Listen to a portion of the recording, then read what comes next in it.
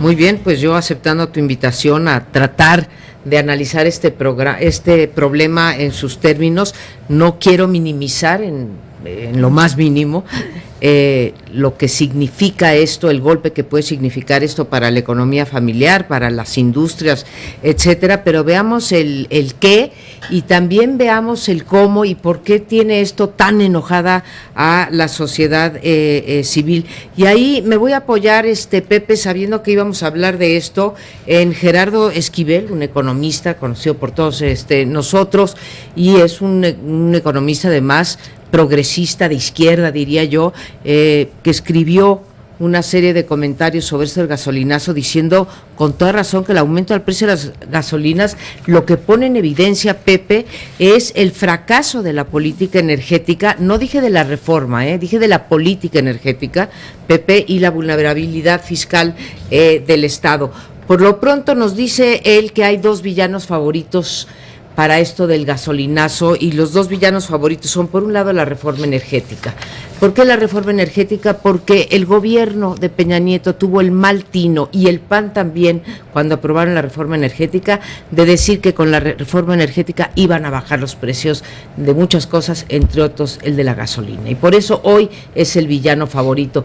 Pero la reforma energética nada tiene que ver, Pepe, hay que decirlo con todas sus letras, con la reforma energética. El segundo villano favorito son los impuestos, y ni modo, ahí tiene razón el secretario Meade. El impuesto neto de la gasolina va a ser menor en 2017 que en el 2016, así que ahí no están las causas del gasolinazo.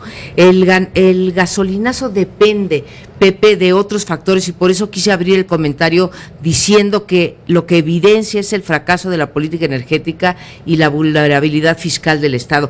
Tiene que ver, ¿cómo está determinado, Pepe, el precio de la gasolina?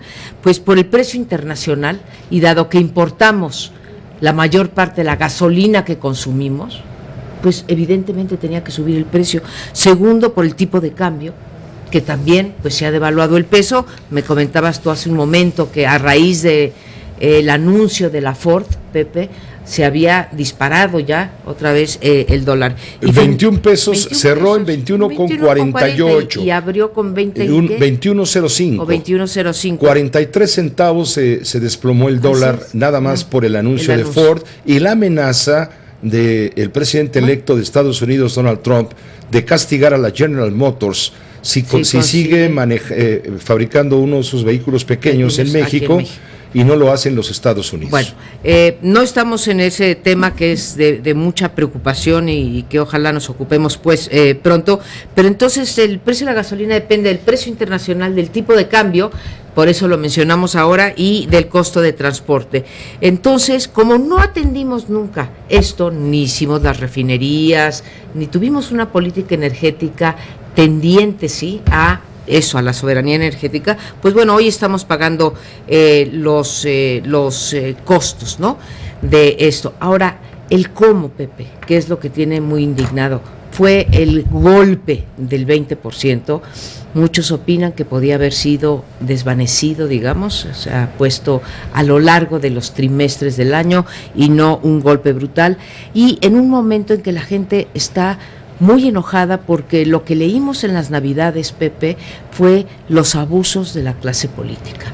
Lo que vivimos en las Navidades fueron los grandes bonos, incluso bonos escondidos para los legisladores, para los magistrados, políticos para cínicos, los consejeros, políticos infames que no tienen llenadera, los consejeros electorales, los gobernadores, los huidos, magistrados del tribunal, de la Suprema Corte, en fin, todos los órganos autónomos. Y en ese contexto de tanto enojo con el abuso por un lado y la corrupción por el otro, te recetan este gasolinazo, ¿sí? Entonces cae en una tierra fértil, en una tierra muy abonada para el gran descontento social. De cualquier manera lo habríamos vivido, es cierto, pero en este momento son tiempos antisistémicos, pues María Amparo, entonces, en donde florece el enojo, germina, este enojo es el abono para hacer germinar ideas ideas que no descabelladas, llevan a ningún lado, que no van a ninguna parte. Que lo único que hacen es molestar más a la población, alimentar a aquellos candidatos que son antisistema, que hablan de la mafia del poder, etcétera, ¿sí?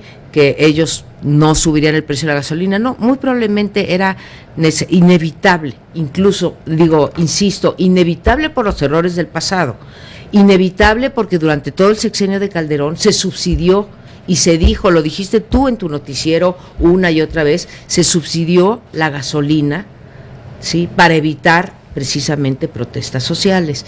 Hoy estamos pagando esa irresponsabilidad.